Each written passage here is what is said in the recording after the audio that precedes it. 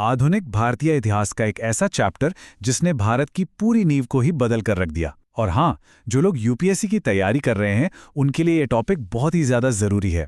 हम बात कर रहे हैं ब्रिटिश भारत में शिक्षा के विकास की। तो चलिए इस कहानी को बिल्कुल शुरू से समझते हैं।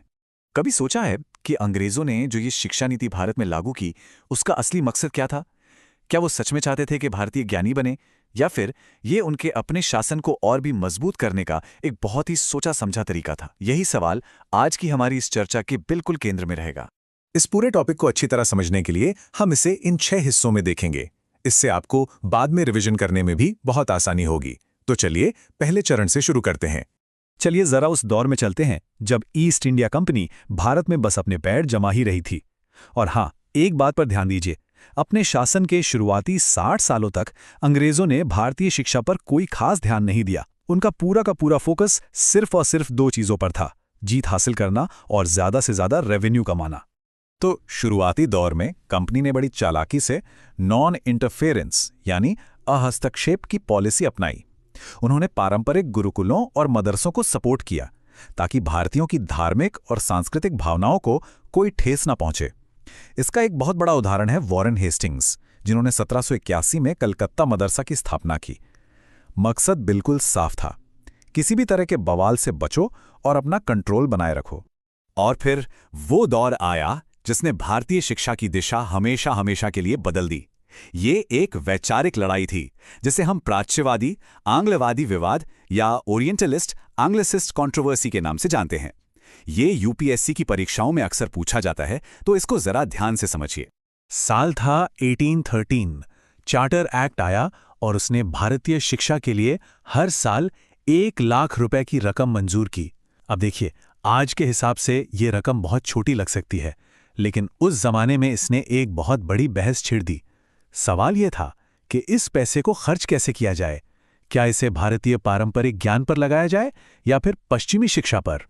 इस बहस में 2 गुट आमने सामने थे। एक तरफ थे प्राच्यवादी यानी ओरिएंटलिस्ट्स। इनका मानना था कि भारतीयों को उनकी अपनी भाषाओं में जैसे संस्कृत और अरबी में ही पढ़ाना चाहिए ताकि उनका पारंपरिक ज्ञान जिंदा रहे। और दूसरी तरफ थे आंग्लवादी यानी एंग्लिसिस्ट, जिनके लीडर थे थॉमस मैकाले। इनका तर्क था कि भारतीय ज्ञान पिछड़ा हुआ है और असली तरक्की तो सिर्फ पश्चिमी विज्ञान और साहित्य से ही हो सकती है, और वो भी अंग्रेजी भाषा के जरिए। और इस लंबी बहस का अंत हुआ थॉमस मैकाले के मशहूर मिनट ऑन एजुकेशन के साथ, जो 1835 में आया। यकीन मानिए, यह सिर्फ एक डॉक्यूमेंट नहीं था, यह भारत के भविष्य पर एक ऐसा फैसला था जिसके नतीजे बहुत दूर तक जाने वाले थे। यह एक असली टर्निंग पॉइंट था। देखिए, मैकाले का ये जो कोट है, ये उनके असली इरादे को बिल्कुल साफ कर देता है। उनका मेन मकसद ज्ञान फैलाना था ही नहीं, वो तो बस एक ऐसी इंडियन क्लास तैयार करना चाहते थे जो ब्रिटिश राज के लिए वफादार एडमिनिस्ट्रेटर बन सकें और अंग्रेजों और आम भारतीय जनता के बीच एक पुल की तरह काम करें। ये बयान साफ साफ दिखाता है कि मैकाले और उनके जैसे कई अंग्रेज भारतीय ज्ञान और साहित्य को कितनी नीची नज़र से देखते थे। उनकी पूरी की पूरी पॉलिसी इसी घमंड और कल्चरल सुपीरियॉरिटी की भावना पर टिकी थी। उन्होंने भारतीय ज्ञान को सिरे से नकार दिया। मैकाले के इन्हीं विचारों से एक थ्योरी निकली जिसे कहते हैं डाउनवर्ड फिल्ट्रेशन थ्योरी। इसका सीधा सा मतलब था कि शिक्षा जो है वो ऊपर से छनकर नीचे तक पहुंचेगी। अंग्रेजों ने सिर्फ समाज के ऊंचे तबके के कुछ लोगों को यानी एलीट क्लास को पढ़ाने का फैसला किया।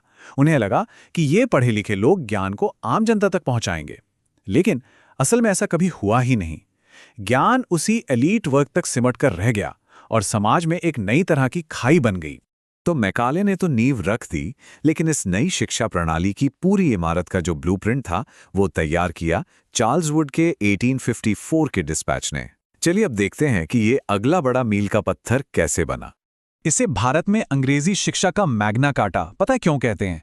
क्योंकि जैसे इंग्लैंड के लिए मैग्ना कार्टा अधिकारों का एक बहुत बड़ा चार्टर था, ठीक उसी तरह इस डिस्पैच ने पहली बार भारत में एक पूरी सिस्टमैटिक एजुकेशनल पॉलिसी का ढांचा तैयार किया। इसने मैकाले की अधूरी बातों को एक पूरी व्यवस्था में बदल दिया। इस डिस्पैच ने एक पूरा स्ट्रक्चर सुझाया। सबसे निचले लेवल पर वर्नाक्युलर यानी स्थानीय भाषाओं में प्राइमरी स्कूल, उसके ऊपर जिला स्तर पर एंग्लो वर्नाक्युलर हाई स्कूल और सबसे ऊपर कॉलेज और यूनिवर्सिटीज। और हाँ, इसी की सिफारिश पर ध्यान दीजिएगा, 1857 में कलकत्ता, बंबई और मद्रास में भारत की पहली 3 आधुनिक यूनिवर्सिटीज की स्थापना हुई। 1857 की क्रांति के बाद जब भारत का शासन कंपनी के हाथ से निकलकर सीधे ब्रिटिश क्राउन के पास चला गया, तो शिक्षा नीति में भी एक बहुत बड़ा बदलाव आया। अब शिक्षा का इस्तेमाल भारत में पनप रहे राष्ट्रवाद को कंट्रोल करने के एक हथियार के तौर पर भी किया जाने लगा। इसके बाद एजुकेशन सिस्टम को रिव्यू और रिफॉर्म करने के लिए कई कमीशन बनाए गए, जैसे 1882 का हंटर कमीशन, फिर 1902 का रैले कमीशन और 1917 का सैडलर कमीशन। ये दिखाता है कि अंग्रेज लगातार एजुकेशन सिस्टम की समीक्षा तो कर रहे थे, लेकिन हमेशा अपने फायदे को सबसे ऊपर रखकर। और इनमें सबसे जरूरी है लॉर्ड कर्जन का 1904 का इंडियन यूनिवर्सिटीज एक्ट। यहां पर एजुकेशन पॉलिसी और पॉलिटिक्स का सीधा कनेक्शन दिखता है।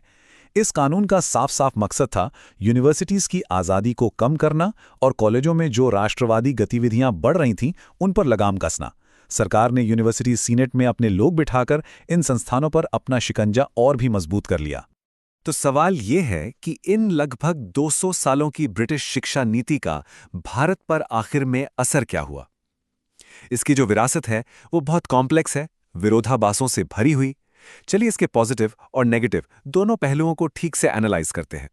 अगर हम इसके पॉजिटिव साइड को देखें तो हाँ, इसने भारत को मॉडर्न साइंस, लॉजिक और लिबरल विचारों से मिलवाया। इसी शिक्षा से एक ऐसा पढ़ा लिखा मिडिल क्लास पैदा हुआ जिसने आगे चलकर स्वतंत्रता संग्राम को लीड किया। लेकिन इसका नेगेटिव साइड भी उतना ही बड़ा है।